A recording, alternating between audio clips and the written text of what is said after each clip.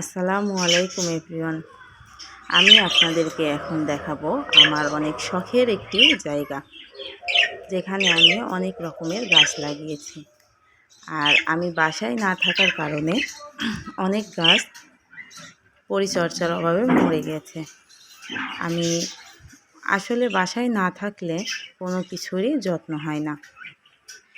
আর এই গাছটি আমার অনেক শখের একটি ক্যাকটাস গাছ, যেটি আমি লাগিয়েছি প্রায় 6 বছর আগে। আমার বাসায় আসার পরে আমি এই গাছটি লাগিয়েছিলাম। এখন অনেক বড় হয়ে গেছে। আর এই পাখিগুলো তো আমার ছেলের অনেক পছন্দের, আর ওর বন্ধুর মতো।